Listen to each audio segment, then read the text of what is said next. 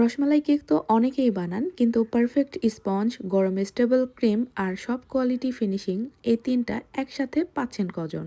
আজ আমি দেখাবো আমার পেইড ক্লাসের ফুল রেসিপি, তাও আবার একদম ফ্রি। এই ভিডিওটি শেষ পর্যন্ত দেখলে আপনি নিজেই বাসায় বসে বিজনেস শুরু করতে পারবেন ইনশাআল্লাহ। তো আসসালামু আলাইকুম এভরিওয়ান। কিভাবে এই কেকটা চুলায় বানালেও একদম ওভেনের মতো পারফেক্ট হবে সেটাও শেয়ার করেছি এই ভিডিওতে। আর সবচেয়ে বড় কথা, ক্রিম কখনো গলবে না যদি সঠিক পদ্ধতি জানা থাকে। আজকের এই ভিডিওটি শেষ পর্যন্ত দেখতে থাকুন, কারণ আজকের এই ভিডিওতে ক্রিম সম্পর্কে অনেক অনেক টিপস শেয়ার করা হয়েছে। যারা নতুন নতুন কেকের বিজনেস করছেন কিন্তু ক্রিম নিয়ে অনেক ঝামেলায় পড়ছেন, তাদের জন্য উপকারে আসবে ইনশাআল্লাহ। আজকের এই কেকটা 3 ডিম দিয়ে তৈরি করে দেখাবো, অর্থাৎ 1.5 পাউন্ড বেস হবে। তার জন্য এখানে শুকনো উপকরণ নিয়ে নিচ্ছি। প্রথমে হাফ কাপ পরিমাণ নিলাম ময়দা, আর ওই একই কাপ দিয়ে আবারও দিলাম হাফ কাপের অর্ধেক পরিমাণ ময়দা, অর্থাৎ হাফ কাপ সাথে আরও হাফ কাপের অর্ধেক পরিমাণ ময়দা দিয়ে দিয়েছি। এরপর দিচ্ছি 1.5 টেবিল চামচ পরিমাণ কর্নফ্লাওয়ার। এখন দিয়ে দিচ্ছি হাফ চা চামচ এবং হাফ চা চামচের অর্ধেক পরিমাণ বেকিং পাউডার। এখন এই সব শুকনো উপকরণ চেলে নিতে হবে। আর কর্নফ্লাওয়ার যদি আপনাদের বাসায় না থাকে তাহলে স্কিপ করতে পারবেন, সমস্যা নেই। তবে কর্নফ্লাওয়ার দিলে ময়দার গ্লুটেন ভেঙে যায়, কেকটা অনেক বেশি সফট হয়। তো সব কিছু ভালোভাবে চেলে নেওয়া হয়ে গেলে অবশ্যই মিশিয়ে নিতে হবে। শুকনো উপকরণটা মিশিয়ে নেওয়া হয়ে গেলে অবশ্যই ঢেকে রাখতে হবে। ঢেকে একপাশে রেখে দিচ্ছি। আর 1.5 পাউন্ড যেহেতু কেক বেসটা তৈরি হবে, সেজন্য এখানে রুমের স্বাভাবিক তাপমাত্রায় থাকা 3টা ডিম ভেঙে নিয়েছি। এখান থেকে ডিমের কুসুম 3টা আলাদা করে নিচ্ছি। ডিমের কুসুম আলাদা করার সময় লক্ষ্য রাখবেন একটুও যেন কুসুম না পড়ে থাকে, তাহলে ফোমটা হবে না। আর রসমালাইয়ের এই বেসটা বেসিক্যালি স্পঞ্জ বেস হয় আর ভ্যানিলা বেসই হয়, তবে একটু পরেই বলছি কি করতে হবে। তো প্রথমে সাদা যে অংশটা ওইটা একটুখানি বিট করে নিচ্ছি, একটু ফেনা ফেনা করে নিব। প্রথমে যদি এভাবে বিট করে নেন তাহলে হয় কি, পরবর্তীতে এয়ার বাবলস হওয়ার সম্ভাবনা একেবারেই থাকে না। এখানে দিয়ে দিচ্ছি 1/3 কাপ পরিমাণ চিনি। মিষ্টিটা আপনারা নিজেদের ইচ্ছা অনুযায়ী দিয়ে নিতে পারেন, হাফ কাপ দিতে পারেন বা হাফ কাপের থেকে একটু বেশি দিতে পারেন যদি মিষ্টি বেশি খেতে পছন্দ করেন। তো এখানে আমি কম ব্যবহার করেছি, কারণ এখানে কম ব্যবহার করতেই বলা হয়েছিল। আর মেন কথা, আমরা যেহেতু এখানে রসমালাইয়ের যে মালাইটা থাকে সেটা কেকের প্রতিটা লেয়ারে ব্যবহার করব, সেজন্য চিনিটা অল্পই দিতে হবে, তা না হলে কেকটা অতিরিক্ত মিষ্টি লাগবে খেতে। আর সবাই অতিরিক্ত মিষ্টি কেক খেতে পছন্দ করে না। চিনিটা দিয়ে বিট করব যতক্ষণ না চিনিটা প্রপার মেল্ট হয়ে যাচ্ছে, ডিমের সাদা অংশটা একদম পারফেক্ট ফোমে পরিণত হচ্ছে। ডিম বিট করার সময় আমি বারবারই বলি বিটার স্পিডটা 1-এ রেখে বিট করতে হবে। ঠিক এখানেও আমি বিটার স্পিড 1-এ রেখে এই ফোমটা রেডি করে নিয়েছি। যখন দেখবেন যে স্মুথ একটা ফোম তৈরি হয়ে গেছে, কোনো দাগ টেনে নিলে দাগটা সহজে মিশে যাচ্ছে না, তখন বুঝে নিতে হবে বিট করা হয়ে গেছে। সেই পর্যায়ে ডিমের কুসুম অ্যাড করে দিতে হবে। আর এখানে আমি ভ্যানিলা এসেন্স দিয়ে দিলাম 1 টিস্পুন পরিমাণ। এটা রসমালাই কেক, আপনারা চাইলে এখানে রসমালাই ইমালশনটাও দিতে পারেন, তবে ওইটা অপশনাল, দিতেই যে হবে এমনটা না। বেসিক্যালি ভ্যানিলা বেজই হয়। তো আমি এখানে কুসুম এবং এসেন্স দিয়ে মাত্র 5 থেকে 10 সেকেন্ড মতো এক স্পিডে দিয়ে বিট করে নিয়েছি। অতিরিক্ত বিট করে এই ফোমটাকে পাতলা করে ফেলা যাবে না। যদি ফোম পাতলা হয়ে যায় তাহলে কেকটা কখনোই পারফেক্ট হবে না, যেটা প্রতিটা ভিডিওতেই বলা হয়। যারা মনোযোগ দিয়ে শোনেন তারাই পারফেক্ট তৈরি করতে পারেন, আর যাদের ধৈর্য কম তারা দেখা যায় যে মানে যেমন তেমন করে শুনে তৈরি করতে যান, যার ফলে দেখা যায় কেকটা পারফেক্ট হয় না। তাই একটা জিনিস শিখতে হলে অবশ্যই সেটা মনোযোগ সহকারে আপনাদেরকে দেখতে হবে। ভিডিওতে এতগুলো কথা বলা হয় আপনাদেরকে শেখানোর উদ্দেশ্যেই, অযথা এখানে অহেতুক কোনো কথা বলা হয় না।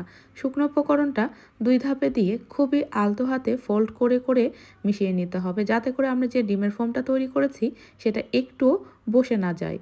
তো এখানে ডিমের ফোমটার কারণেই মূলত কেকটা সফট হয় বা ফুলে ওঠে। তো আমি লাস্ট পর্যায়ে একটা স্প্যাচুলার সাহায্যে চেক করে নিচ্ছি নিচে কোনো শুকনো উপকরণ দলা পাকিয়ে আছে কিনা। ব্যাটারটা কীরকম হয়েছে, এরকমই হালকা ফোমি থকথকে টাইপের ব্যাটার আমাদেরকে তৈরি করে নিতে হবে। এখানে 7 ইঞ্চি একটা বাটি নিয়েছি স্টিলের, একটা বেকিং পেপার জাস্ট বিছিয়ে দিয়েছি, তার উপরে সম্পূর্ণ ব্যাটারটুকু ঢেলে ভালোভাবে একটু ট্যাপ করে নিচ্ছি, এতে করে যদি ভেতরে এয়ার বাবলস থাকে সেগুলো বের হয়ে যাবে। কেকটা আমি চুলাতেই বেক করব।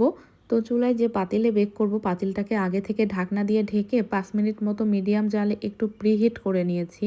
অর্থাৎ ফাঁকা যে পাতিল সেটাকে আগে গরম করে নিতে হবে। তারপর একটা স্ট্যান্ড বসিয়ে তার ভেতরে আমি কেকের বাটি বসিয়ে দিলাম। ঢাকনা দিয়ে ঢেকে ঢাকনার যে ছিদ্র আছে সেটা বন্ধ করে দিতে হবে। আর আমার চুলার হিটটা আমি সেট করে নিচ্ছি, অর্থাৎ 900-তে দিয়ে আমি বেক করব মোটামুটি 30 থেকে 35 মিনিট মতো। চুলার তারতম্য ভেদে টাইমটা কম বেশি লাগতে পারে। ওভেনেও বেক করতে পারেন, ওভেনে তৈরি অনেক ভিডিও আছে, দেখে নেবেন। স্টিলের বাটি ওভেনে ইজিলি দেওয়া যায়, কোনো সমস্যা হয় না। তো আমি এখানে কেকটাকে বেক করতে দিলাম আর এদিকে আমি ক্রিম তৈরি করে নিব। ট্রপিক্যাল ব্র্যান্ডের ক্রিমটাই আমি সবসময় ব্যবহার করি, যারা আমার রেগুলার ভিডিও দেখেন। তো এই ক্রিম নিয়েই অনেকের প্রশ্ন, তো আজকে সব প্রশ্নের উত্তর দিব। আর এই যে দেখতে পাচ্ছেন রসমালাই, এখানে 350 গ্রাম পরিমাণ রসমালাই আছে। এই সম্পূর্ণটাই লাগবে আজকের এই 1.5 পাউন্ড কেকটা রেডি করতে। তো রসমালাইটা একদিকে ঢেকে রেখে দিচ্ছি, আর আমার ঠিক যতটুকু ক্রিমের প্রয়োজন আমি আগে থেকে বের করে নিয়েছি, অর্থাৎ 1 কাপ পরিমাণ। আর বাকিটুকু আমি এরকম একটা বোতলে করে রেখে দিচ্ছি বা জারে করে রেখে দিচ্ছি। এতে করে ভালো থাকে ক্রিমটা, বাতাস ঢোকার চান্স থাকে না, খুব সুন্দর থাকে। তো আমি এই জারটাকে ভালোভাবে মুখটা আটকিয়ে দিব, দিয়ে ডিপ ফ্রিজে রেখে দিব। যখন দরকার 1 ঘন্টা আগে বা আধা ঘন্টা আগে বের করে রাখতে হবে। যখন তরল হয়ে যাবে তখন সেটা নিয়ে আমরা ক্রিম তৈরি করতে পারবো। তো এখন ক্রিম বানাবো তার আগে কিছু টিপস বলি। খুব ঠান্ডা হুইপ ক্রিম ব্যবহার করবেন, কচকচে বরফ থাকা যাবে না, মানে লিকুইড থাকবে এরকম ক্রিম নিতে হবে। বাটি আর বিটারের যে কাটা, ওইটা চাইলে আপনারা ডিপ ফ্রিজে আধা ঘন্টা রেখে ঠান্ডা করে নিতে পারেন। তারপরে তার ভিতরে ক্রিম ঢেলে বিট করবেন, তাহলে দেখবেন খুব তাড়াতাড়ি স্টিফ হয়ে যায়। মাঝারি স্পিডে বিট করতে হবে, মানে মাঝারি টু হাই স্পিডে বিট করবেন, লো স্পিডে করবেন না, এতে করে ক্রিমটা হতে অনেক সময় লাগে। আর ক্রিমের ঠান্ডাও কেটে যায়, সেক্ষেত্রে দেখা যায় ক্রিমটা স্টিফ হতে চায় না। স্টিলের বাটি ব্যবহার করবেন, মেলামাইন বা প্লাস্টিকের বাটি অ্যাভয়েড করবেন। মেলামাইন বা প্লাস্টিকের বাটিতে ক্রিমটা খুব সহজে স্টিফ হতে চায় না। ফ্যান জ্বালিয়ে কাজ করবেন না, বিশেষ করে ভোরের দিকে বা সকাল সকাল ক্রিমের কাজ করবেন, কারণ ওই সময়টাতে তাপমাত্রা কম থাকে। ক্রিম তৈরি করে যত দ্রুত কাজ করে ফেলবেন। ডেকোরেশন করতে যদি সময় লাগে তাহলে ফ্রিজে রেখে রেখে কাজ করবেন। আর অতিরিক্ত গরম হলে তখন করবেন কি, ক্রিমের বাটির নিচে একটা বরফের বাটি নিয়ে তার উপরে ক্রিমের বাটি বসিয়ে বিট করবেন। এতে করেও কিন্তু ক্রিমটা খুব দ্রুত স্টিফ হয়ে যায়। আর সব থেকে এখানকার মধ্যে বড় যে টিপস সেটা বলবো, বা আপনারা যেটা ফলো করবেন, ভোরের দিকে বা সকাল সকাল ক্রিমের কাজ করবেন, কারণ ওই সময়টাতে তাপমাত্রা কম থাকে, কোনো হ্যাসেল পোহাতে হয় না, খুব সুন্দরভাবে হ্যান্ডেল করা যায়। আর ক্রিমটা স্টিফ হওয়ার পর ঠিক যতটুকু ক্রিমে আপনাদের কালার মেশানোর দরকার, ঠিক ততটুকু ক্রিম আলাদা আলাদা বাটিতে নিয়ে কালার মিশিয়ে আপনারা নর্মাল ফ্রিজে ঢেকে রাখবেন। আর বাকি যে ক্রিম থাকবে সেটা দিয়ে কেকের ভেতরে দিবেন, উপরে ক্রাম কোট করবেন বা ফাইনাল ফিনিশিং দিবেন, যেটাই করেন না কেন দ্রুত করে ফেলার চেষ্টা করবেন। আর যে ক্রিমটা ফ্রিজে থাকলো কালার মেশানো, সেটা ডেকোরেশনের সময় বের করে জাস্ট ডেকোরেশন করে ফেলবেন, দেখবেন যে কোনো সমস্যা হবে না। তো যে কোনো কাজ আপনার যদি ধৈর্য সহকারে করেন কোনো সমস্যা হবে না। অনেকেই বলেন যে আপু আর কোনো টিপস আছে কিনা, আর কোনো সিক্রেট আছে কিনা, আপনারা হয়তো বা আরও সিক্রেট ব্যবহার করেন। আসলে কোনো সিক্রেট নেই, আমরা ধৈর্য নিয়ে সময় নিয়ে টেকনিকগুলো খাটিয়ে কাজ করি বিধায় আমাদের ক্রিম নিয়ে খুব একটা সমস্যায় পড়তে হয় না। আর আপনারা মানে ধৈর্য কম, যেটা সত্যি কথা বলতে, ধৈর্য কম মানে হলেই হলো এভাবে করেন, যার কারণে আপনাদের সমস্যাটা হয়। ক্রিম নিয়ে আমার জানা মতে আর কোনো টিপস নেই, এগুলো ফলো করবেন, দেখবেন কোনো ঝামেলা হবে না। আর কাজ করতে করতেই অভিজ্ঞতা বাড়ে মানুষের, এটা স্বাভাবিক। কেউ প্রথম অবস্থায় সব কিছু জানতে পারে না বা শিখতেও পারে না। কাজ যত বেশি কাজ করবেন অভিজ্ঞতা বাড়বে, আর কাজও সুন্দর হবে, সময়ও কম লাগবে। তো অনেক টিপস দিলাম, আশা করছি কাজে লাগবে। তো চলুন ক্রিমটা বানিয়ে ফেলি। তো এখানে ক্রিমটা দেখতেই পাচ্ছেন, 1.5 পাউন্ড কেকের জন্য আমি 1 কাপ নিয়েছি। 1 কাপই যথেষ্ট, এর বেশি লাগবে না। কারণ যেহেতু এখানে আমরা 350 গ্রাম রসমালাই ব্যবহার করব, আর অতিরিক্ত যদি ক্রিম দেই তাহলে হবে কি, কেকের ওজনটাও বেড়ে যাবে। আর অতিরিক্ত ক্রিম ব্যবহার করলে কেকটা খেতেও ভালো লাগে না, সবাই পছন্দও করে না। তো ক্রিমটা আমি কেমন অবস্থায় নিলাম, একেবারেই তরল অবস্থায় নিয়েছি, কচকচে কোনো আইস নেই। হালকা একটু নরম নরম আইস ছিল, যেটা বিটারের কাঁটা দিয়ে ইজিলি ভেঙে ফেলা গেছে। মানে কচকচে আইস থাকা অবস্থায় কখনোই নেওয়া যাবে না। আইস থাকলে হয় কি ক্রিমটা স্টিফ হয় প্রথমে কিন্তু পরে পানি ছেড়ে দেয়, তাই তরল থাকা অবস্থায় নিতে হবে, কিন্তু লক্ষ্য রাখতে হবে যেন খুব বেশি ঠান্ডা থাকে। যদি দেখেন তরল হয়ে গেছে কিন্তু ঠান্ডাটা কেটে গেছে, চিন্তা নেই, তাহলে করবেন কি আপনারা ঠিক যতটুকু ক্রিমের প্রয়োজন বাটিতে ঢেলে নেবেন, বাটি সহকারে ঢেকে একটু 15-20 মিনিট ডিপ ফ্রিজে রেখে দিবেন। দেখা যাবে যে ক্রিমটা অতিরিক্ত ঠান্ডা হয়ে যাবে আর ওই ঠান্ডা ক্রিমটা বিট করবেন, খুব সহজেই স্টিফ হয়ে যাবে। তো এখানে আমি 1 কাপ ক্রিমটা ঢেলে বিটার স্পিডটা মিডিয়াম টু হাই স্পিডে রেখেছি, অর্থাৎ আমার বিটার স্পিড 5 পর্যন্ত, আমি রেখেছি 4 দিয়ে বিট করে নিচ্ছি যতক্ষণ না ক্রিমটা স্টিফ হয়। লাস্ট পর্যায়ে একটু 5 দিয়েও বিট করব একদম হাই স্পিডে। আর এখানে কোনো সুগার অ্যাড করতে হবে না, যেহেতু ক্রিমটা এমনি থেকেই মিষ্টি। জাস্ট প্রথম থেকে শেষ অবধি আমাদেরকে বিট করে নিতে হবে। বিট করারও একটা প্রসেস আছে, দেখুন আমি কিভাবে বিট করছি। একটু হাতটা শেক করে করে আমি বিট করে নিচ্ছি, এতে করে দেখা যায় যে ক্রিমটা খুব সুন্দর স্টিফ হয়। এটা আমার অভিজ্ঞতা থেকে আমি শেয়ার করছি, আর আপনারাই বুঝতে পারবেন যে কখন এটা পারফেক্ট স্টিফ হবে। যখন বিট করতে করতে ঘন হয়ে আসবে, অতিরিক্ত বিটারের কাঁটায় একদম আটসাট হয়ে লেগে থাকবে, তখন বুঝে নিতে হবে ক্রিমটা একেবারেই রেডি। এর থেকে বেশি বিট করা যাবে না, তাহলে ফাটা ফাটা হয়ে যাবে, ওভার বিট হয়ে যাবে। দেখুন এখানে আপনাদের সামনে কথা বলতে বলতে আমি ক্রিমটা তৈরি করে নিলাম। তো এখন যেহেতু রসমালাই ফ্লেভারের কেক তৈরি করব, সেজন্য ক্রিমটাও একটু রসমালাই ফ্লেভারের বানাবো, তাই 1 চা চামচ দিয়ে দিলাম রসমালাই ইমালশন। ইমালশনটা দিয়ে আবারও একটু বিট করে নিয়েছি। দেখুন কত সুন্দর স্টিফ আছে এখনও। তো এখন যে কোনো কালার মেশাতে পারবেন, কোনো সমস্যা হবে না, ক্রিমটা একদমই গলে যাবে না। তো এখানে আমি একটু হালকা ইয়েলো কালার দিয়ে দিব, যেহেতু রসমালাই কেক, রসমালাইয়ের বেসটা হালকা ইয়েলো হলে দেখতে ভালো লাগে, বাটার ক্রিমের মতো যেরকম কালার হয় ওরকম। তো ইয়েলো কালারটা দিয়ে আবারও একটুখানি বিট করে নিয়েছি। ক্রিমটা এখন সুন্দর টাইট টাইট হয়ে এসেছে, বাটি উল্টালেও পড়বে না, যে কালারই মেশান না কেন কিছুতেই গলবে না। যে কোনো ফুল তৈরি করে নিতে পারবেন, যে কোনো গাঢ় কালার মেশাতে পারবেন, এখন কোনো সমস্যা হবে না। এখন এই ক্রিমটা আমি ঢেকে নর্মাল ফ্রিজে রেখে দিচ্ছি, যেহেতু আমার কেকটা এখনও হয়নি। কেকটা হবে, তারপরে ঢেকে রাখবো, ঠান্ডা হবে, তারপরে কাজ করব। তো এতক্ষণে যদি বাহিরে রাখি ক্রিম একেবারেই নরম হয়ে যাবে, তাই অবশ্যই আমাদেরকে ফ্রিজে রাখতে হবে, কারণ 1 ঘন্টা ধরে বাহিরে রাখা যাবে না ওইভাবে বাটি সহকারে। তো ক্রিমটা আমি ঢেকে ফ্রিজে রাখলাম, আর এদিকে আমার কেকটাও হয়ে গেছে। দেখুন মাশাআল্লাহ কতটা পারফেক্ট হয়েছে। চুলা থেকে নামিয়ে ঢেকে একেবারে ঠান্ডা করে নিয়ে তারপরে আমি আপনাদেরকে দেখাচ্ছি। ডিমোল্ড করে নিলাম, নিয়ে কেকটাকে এখন 3টা ভাগে ভাগ করে নিব। তো কেকটা 3টা ভাগে ভাগ করে নেওয়া হয়ে গেছে। দেখুন মাশাআল্লাহ কেকটা ভেতর থেকেও কতটা পারফেক্ট হয়েছে। এখন ডেকোরেশন করে নেব। যেহেতু 7 ইঞ্চি একটা বাটিতে আমি কেকটা বেক করেছিলাম, তার জন্য আমি বোর্ড এখানে 3 ইঞ্চি বড় নিয়েছি, 10 ইঞ্চি বোর্ড ব্যবহার করেছি। সবসময় বড় বোর্ডে আমি কেক ডেকোরেশন করি, এতে করে কেকটা দেখতে ভালো লাগে। প্রথমে আমি বোর্ডে সামান্য ক্রিম লাগিয়ে নিয়ে একটা স্লাইস দিয়ে দিয়েছি, এরপর রসমালাইয়ের যে মালাইটা থাকে সেটা খুব ভালোভাবে দিয়ে নিচ্ছি। তো এই পর্যায়ে কেকটাকে অবশ্যই ঠান্ডা অবস্থায় নিতে হবে। গরম কেকে কোনোভাবে মালাই দেওয়া যাবে না। গরম কেকে মালাই দিলে গন্ধ হয়ে যায়, আঠালো হয়ে যায়, একেবারে বাজে হয়ে যায়, যেটা খাওয়ার অবস্থায় থাকে না। ঠান্ডা অবস্থায় দিবেন, এতে করে কেকটা কোনো সমস্যা হবে না, ফ্রিজে অনায়াসে 2-3 দিন রেখে খেতে পারবেন। তো এখন আমি একটা লেয়ারে ক্রিম দিয়ে নিয়েছি, তারপরে যে রসমালাইগুলো ছিল এভাবে ছোট ছোট করে টুকরো করে নিয়েছি, তারপরে দিয়ে নিলাম। আজকে বাদাম দিচ্ছি না, কারণ বাদাম দেওয়ার কথা ছিল না এখানে, ওই জন্য বাদাম আর দেইনি, শুধুমাত্র রসমালাইটাই দিচ্ছি। উপরে ডেকোরেশনে শুধু বাদাম ব্যবহার করব।